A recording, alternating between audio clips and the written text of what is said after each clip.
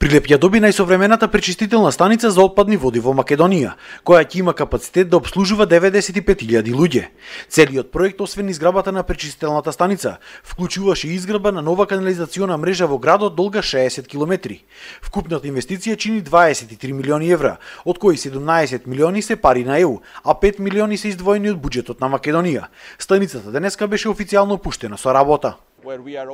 И овие проекти како денешниве се всушност сведоци на тоа што веќе беше потврдено за почеток на нов однос помеѓу Европската унија и вашата земја. Тоест, тоа што веќе го потврдија министрите за надворешни работи на земјите членки на Европската унија за започнување на процесот на пристапни преговори со вашата земја.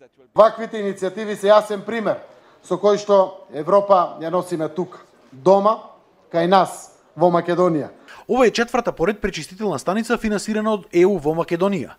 Досега пуштени во употреба се станиците во Струмица и Кичево, а до крајот на месецов ќе се пуштила и станицата во Радовиш. До крајот на годината Министерството за финансии треба да отвори тендерски постапки за изградба на пречистителни станици во општините Битола и Тетово. Пречистителната станица ќе придонесе за почиста животна средина во Пелагонија. Тоа значи во Црна река нема повеќе да се слеваат отпадните води со фекалии.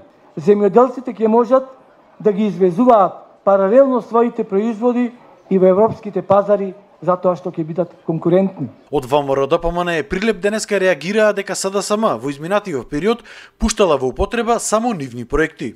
Пред скоро време беше пуштена во употреба новата градинка, проект од локалната власт, реализиран предводена од ВМРО ДПМН. Токму денес ЗАЕВ ќе присуствува на пуштањето во употреба на пречистителна станица, кој е капитален проект реализиран во наше време со искористување на средства од ЕУ фондовите. Инаку денеска во Прилеп започна изградбата на информатичкиот центар за чување на електронски податоци. Со центарот ќе управува МВР. Изградбата на ваков ИКТ центар е прв случај во поширокиот регион како една државна институција гради ваков објект за своји потреби. Вкупната инвестиција за изградба на овој центар чини околу 10 милиони евра, обезбедени од ИПА компонентата.